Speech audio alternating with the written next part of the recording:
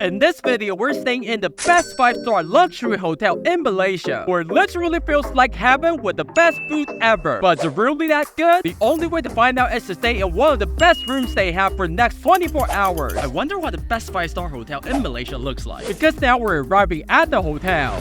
And from the moment you step in, whatever expectation you have, you will be completely blown away by just how gorgeous the place is. As you're surrounded by literal palaces with beautiful clock towers, with not one but multiple luxury restaurants with an all-you-can-eat buffet, and not only one, but tons of swimming pools and jacuzzi scattered all over the hotel. And even your very own water park with a massive water slide. And a lazy river so long, I don't even know where it ends. But the best part yet, the free cookie you get as soon as you check in. And it was literally the best cookie in Malaysia ever. Okay, so my first impression so far, I don't even know where I am, to be honest. This has to be the biggest hotel ever. I mean, even the hotel gave me a map just to make sure I didn't get lost in it, as it was way bigger than your typical 5-star hotel. But as you wander deeper into it, after going past the fancy ballroom with literally so many delicious cakes, and wow, the coffee machine looks so insane, waiting on the outside and computer for you to, I don't know, pass time if you're not invited to the party. And if you party too hard and ate too many cakes, you can simply walk in the beautiful garden to burn some calories. Or even better, the 24-hour luxury hotel gym with all the workout equipment you could possibly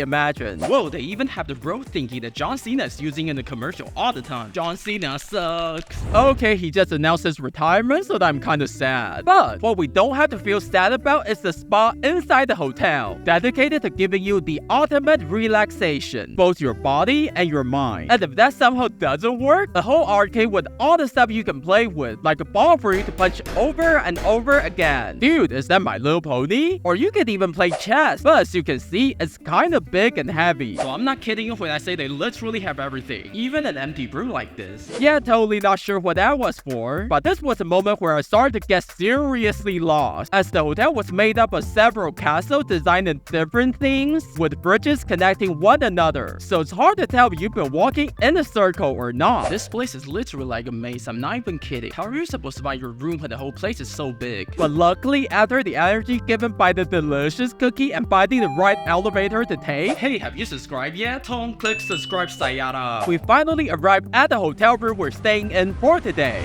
And the first thing you would notice right away would be the size of everything, as it was simply big and spacious. From the massive flat screen TV, here's a typical smartphone so you can compare the size. And the remote was literally inside the box. But sadly, you can't watch YouTube videos with it. Otherwise, we could watch a video where I went to the best amusement park in Japan. And hey, look, it's one of those connectable rooms that you can go, I don't know, bother your neighbor or what. But the biggest thing was totally the bed. I mean, how do you even call the bed that's bigger than the king-size bed? A super king-size bed? Not only was it soft and bouncy, almost felt like it's completely new, because even if you look under the mattress, it was crazy clean. Now that's see, the bed is big enough for you to sleep in whatever direction you want. Okay, good enough. This way and that way. Simply perfect. And not to mention, the Japanese folding screen next to the bed was so relaxing to look at. Oh, I thought you could move it. And the carpet design was pretty cool. You can only step in the triangles if you want to. But since this 5-star hotel was an eco-friendly hotel, the water bottles it gave you were made of glass, as well as the body wash and shampoo bottles were completely reusable. But what really caught my attention was a closet, as the first thing pretty normal, with surprisingly empty drawers. Actually, that goes for most of the drawers in the room, except for this one, which had a prayer mat. But if you look